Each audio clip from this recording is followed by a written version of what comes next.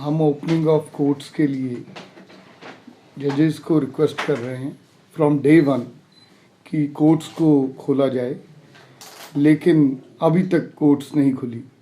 सो हमने इस executive committee ने फैसला लिया है कि 4th को हंगर स्ट्राइक पे हम जा रहे हैं ताकि कोर्ट्स खुलवा सकें, क्योंकि अब सब कुछ खुल चुका है तो कोर्ट्स क्यों नहीं खुल रही, ये हर आदमी हमें ये सवाल कर रहा है। और हम ये चाहते हैं कि इमीडिएटली कोर्ट्स खुलें।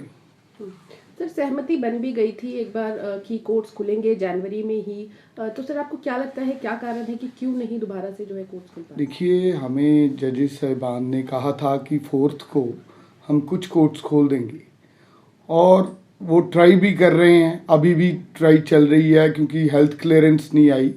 सो उन्होंने हमें बताया कि हेल्थ अथॉरिटीज़ ने उनको परमिट नहीं किया। कोर्ट्स 4-5 कोर्ट्स में काम चल रहा है, लेकिन हम कह रहे हैं कि अगर नहीं भी हेल्थ अथॉरिटीज़ ने अभी परमिशन दी, बाकी सभी जगह पे भी तो हेल्थ अथॉरिटीज़ हैं, वहाँ क्यों खुल रही हैं courts? 15 courts out of 25 India में खुल चुकी हैं, तो यहाँ भी ट्रायल बेसिस पे एटलीस्ट हम ट्राई तो करें 4-5 कोर्ट्स खोलकर। तो उसलिए वो हमारी अभी रिक्वेस्ट फरमान नहीं हुई, तो हमने फिर सोचा कि we shall go for a hunger strike. Dhillon ji, आप एक ही दिन के लिए स्ट्राइक पे जा रहे हैं या फिर ये कोई अनिश्चित काल के लिए आपकी स्ट्राइक चलेगी? इस चीज़ का फैसला 4 तारीख को होगा, क्योंकि ये जो डिसीजन था स्ट्राइक पे जाने का, ये हमारा एग्जेक्टिव कमेटी का है।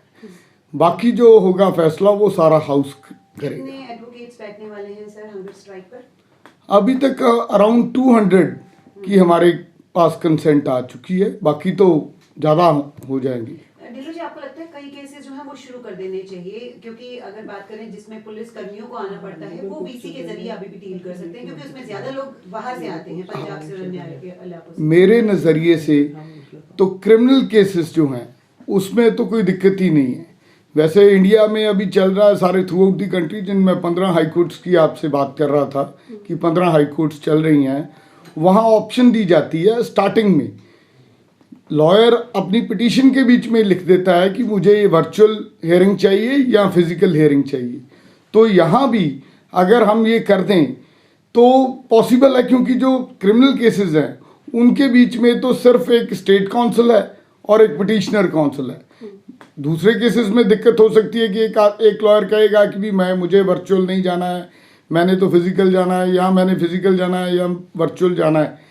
इन केसेस में कंप्लेनेंट काउंसिल क्रिमिनल केसेस में हर केस में तो होता नहीं है, किसी किसी केस में होता है और वो भी आ जाएगा फॉर फिजिकल।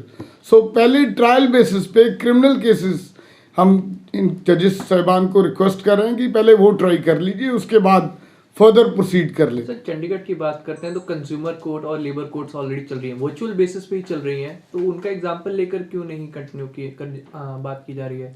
वर्चुअल नहीं, फिजिकल चल रहे हैं। फिजिकल केसेस भी सर चंडीगढ़ डिस्ट्रिक्ट कोर्ट में स्टार्ट हो चल रहे हैं, तो हम तो यही तो हमारी रिक्वेस्ट है कि यहाँ भी चल रही हैं, बाहर भी चल रही हैं, कहीं दिक्कत नहीं आ रही, तो हमारी हाई कोर्ट में क्यों नहीं पॉसिबल?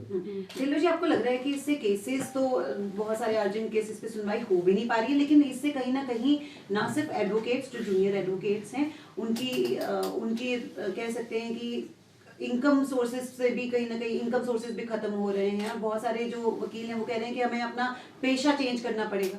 बिल्कुल ठीक कह रहे हैं आप, क्योंकि जो हमारे यंगस्टर्स हैं अभी बिगनर इन प्रोफेशन है, उन्होंने देखो आकर यहाँ पर घर तो है नहीं उनके पास, रेंट पे अकोमोडेशन ली है, ना तो उनके पास रेंट के देने के लिए पैसे हैं, ना ही हर आदमी जो नया आता है पहले गाड़ी भी लेता है इंस्टॉलमेंट पे लिए हुई, वो इंस्टॉलमेंट देने के लिए भी पैसे नहीं हैं।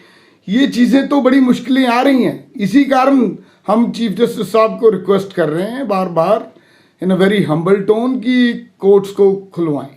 सर, बार काउंसिल का क्या स्टैंड है आप लोगों के साथ इस वक्त? बार काउंसिल की कल को मीटिंग है 3rd को, सारे डिस्ट्रिक्ट प्रेसिडेंट्स वहाँ पे एकत्र हो रहे हैं, तो वहाँ पे वो भी फैसला लेंगे।